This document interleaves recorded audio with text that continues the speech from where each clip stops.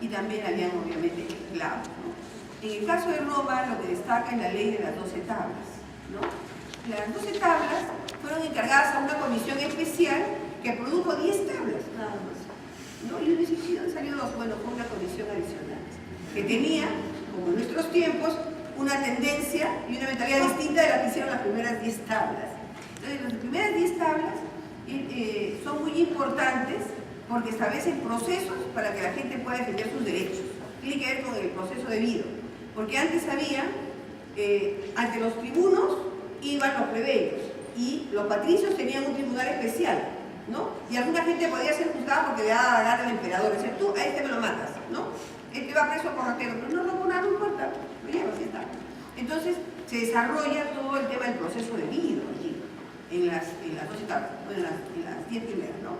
Y bueno, las otras 12, una de las cosas que se incorpora, por ejemplo, es, a pesar de que había esta igualdad de la ley que estaba siendo, digamos, desarrollada, en contraposición, prohíbe, por ejemplo, el matrimonio mixto, ¿no? Entre plebeyos y tal. Entonces, dentro de lo mismo tenemos dos tendencias, pero ya sabemos por qué, ¿no? Son dos comisiones diferentes. Ahora, los esclavos eran propiedad absoluta de los dueños y carecían de personalidad jurídica. Ellos, en el caso de Perú, por ejemplo, cuando vinieron acá las personas afroperuanas, no llegaron como esclavos, eran introducidos al país como semovientes. ¿Saben lo que es un semoviente? Semoviente. Oye, no usamos mucho esa palabra nosotros. Bueno, semoviente quiere decir burro, ¿no es cierto? Los burros, los caballos son los semovientes. Es una clasificación. Entonces, entraban como animales, literalmente. Entonces, la propiedad de los hijos y de todo, también eran del dueño, ¿no es cierto? En el caso de Perú tenemos prácticas en Pantono como haber cruzado los hijos, una esclava de aquí con el otro de allá y dividirse los hijos, así como uno hace ahora con los hijos, ¿no? De raza. Entonces, bueno, no había una personalidad jurídica y lo interesante también aquí es que los esclavos eran las personas que habían perdido las guerras. Entonces, en el caso de Roma, mucha parte de la cultura griega antigua pasó hacia los romanos a través del triunfo de las guerras y que se llevaban gente más culta que los propios dueños, ¿no? Y por eso había también todo ese tema de los libertos, en fin. Pero acá tenemos algún tipo de aporte, ¿no? Luego, acá tenemos un caballo, ¿no? Un caballo famoso, que se llama Incitatus. Un nombre como incitatus. Bueno, significa impetuoso. Pues este era el caballo de Calígula. Calígula es el loco emperador, que seguramente muchos recuerdan, deben haber visto las películas o las series, ¿no? Adoraba el caballo. Lo adoraba tanto que le hizo una mansión, le hizo baños de mármol, propiedades, ¿no? Y lugar para que vengan a visitarlo, a mirarlo, etcétera, ¿no? Y incluso con todo el boche que tenía con los cónsules, con el desacuerdo que tenía, lo nombró cónsul romano, su caballo. Era un caballo con derechos de propiedad y con derechos políticos, ¿no? Claro que cuando perdió una de las carreras se enojó y lo mandó a descuartizar, ¿no? Y dijo que lo maten lentamente para que sufra, ¿no? Y sienta que se le estaba yendo la vida. Bueno, así como daba quitar.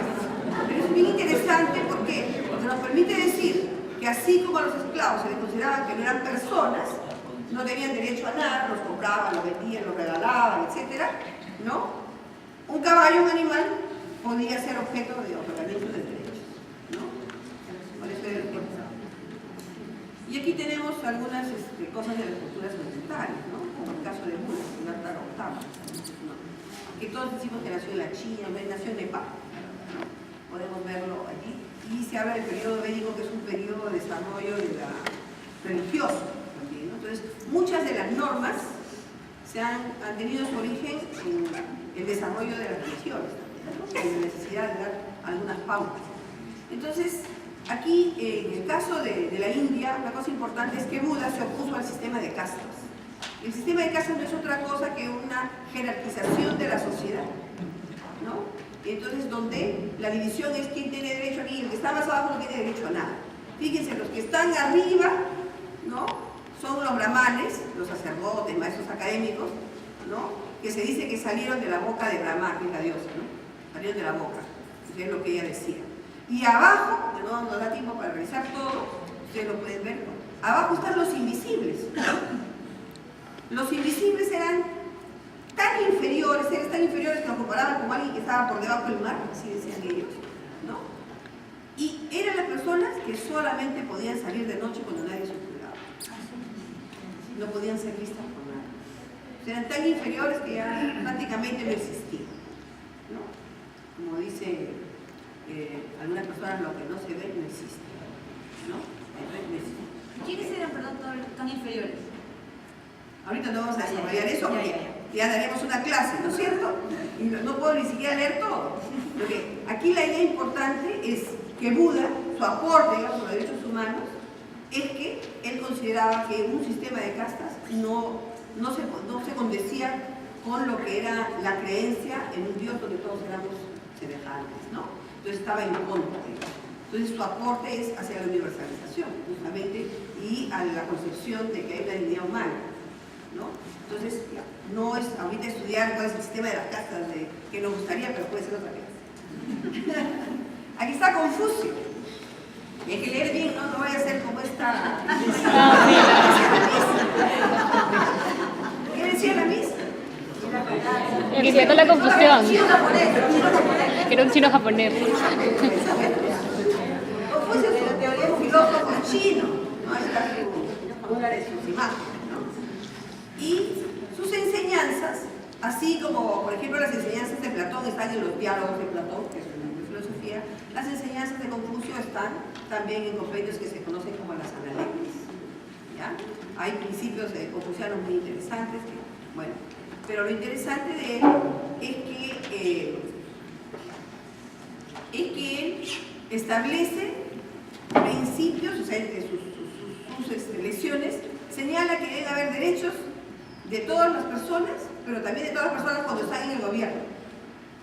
O sea, establece responsabilidad, la necesidad de que haya rendición de cuentas, ¿no es cierto? Eso, claro que en un escenario totalmente distinto, pero estamos hablando de cosas incipientes y de cómo la humanidad en su conjunto, desde distintos espacios, ha tenido la idea de ir avanzando hacia la responsabilidad, hacia los derechos políticos, hacia la ciudadanía, hacia la mejora de la condición humana, etc., ¿no? Entonces acá, por ejemplo, él decía que un deber del gobernante era amar al pueblo y renovarlo moralmente y procurarle los medios necesarios para la vida cotidiana. Es decir, derechos económicos, ¿no es cierto? Agua, educación, comida, en fin. Luego dice cultivar la virtud y tender sin cesar a la perfección. Nosotros sabemos que acá no hay hombres virtuosos, no hay mucha corrupción. Y aquí una de las virtudes es justamente la moral, digamos, de los demás. Y aquí una cosa bien interesante que dice que se tiene que respetar todo eso en la vida pública y en la privada, ¿no?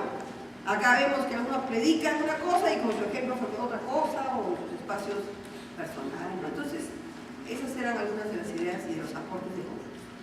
Luego podemos entrar a la época de los estoicos, que realmente el campo de la filosofía y la historia son un grupo que surge desde Grecia y va avanzando hacia Roma.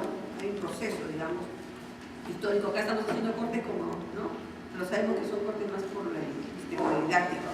Pero yo los quisiera incentivar a que analicen la historia universal desde una perspectiva de derechos humanos y desde la perspectiva de los derechos que a uno le interesan, ¿no?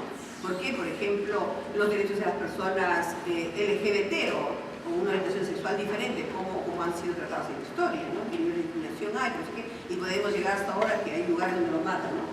Por